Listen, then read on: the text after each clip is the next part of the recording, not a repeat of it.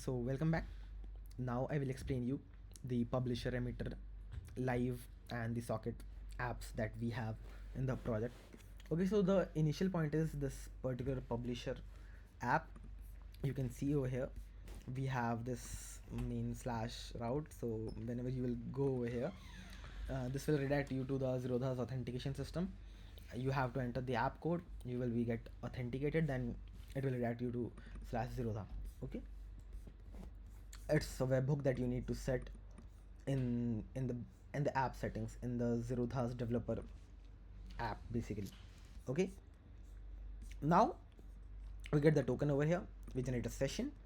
We get the instruments that we need to import from the Zerodha from their WebSockets API.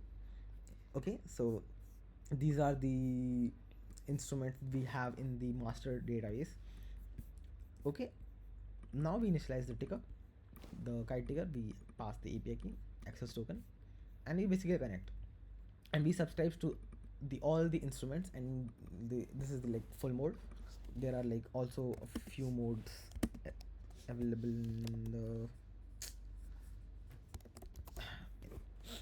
in the ticker, like half mode and etc. We listen for all instruments, and on each and every tick here the data goes to three things. First, we publish the data to the live data. So basically update the it will update each and every packet, and it will set the live price of a particular script in our Redis database. Then we pass the data to the trade data queue, and this is like the queue for live and and the socket server. So this data is passed to the trade data queue. Use it will be used for the limit order processing. Okay, here you can have a look at the .env, like yeah. So you can just add whatever name you want. Okay, this is our some tests. Okay, this is the function which we use for basically checking like what data we need from the Zerodha. Okay, so there are some constraints, for example the time frames, the uh, the exchanges that we need to use, the amount of data. So kind of we have like 250 scripts overall in the system. This is the cron job, which basically updates the database with uh, with the latest data. So like it updates the expiry, if a script is expired or not, these type of things. So this is the cron job for that. Now we have this kite connect. These are like some basic libraries.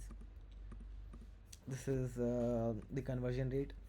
Okay, so basically we have like different lot sizes for this is only for the case of commodity, so we also have to map that. Okay, now we will see this thing in our live package. You can see the src over here in the server. This initializes the data source. It will get all the instruments, and then it will listen to the live port, and then we connect to the RabbitMQ. And on connection of this RabbitMQ instance, we basically start getting the live data. Okay, so you can see channel.consume, the script name, the queue name. We get the data, script data, and then we basically acknowledge that particular message, and we kind of passes this data. Correct. Now there is this socket service over here. I can show you. This is also similar. You can see just because we have this emitter over here which also gets the data from the publisher. I can show you this socket. Okay, so we have a pub client, we have a sub client. In the queue, start live data service. Okay, so we basically subscribe to the live data, and we basically push each and every tick. Okay, and these uh, okay, so basically in this emitter we use the publisher to publish the message in the redis in the live redis pub, and over here in this socket we basically subscribe to that redis to the redis subscriber.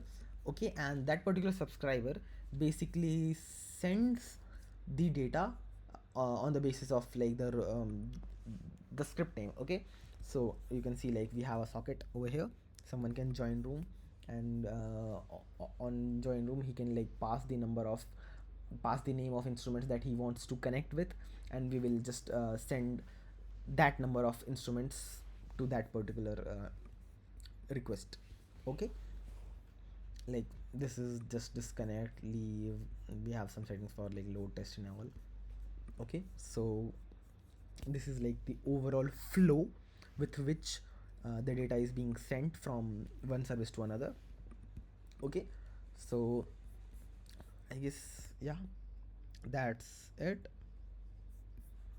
I'll see you next.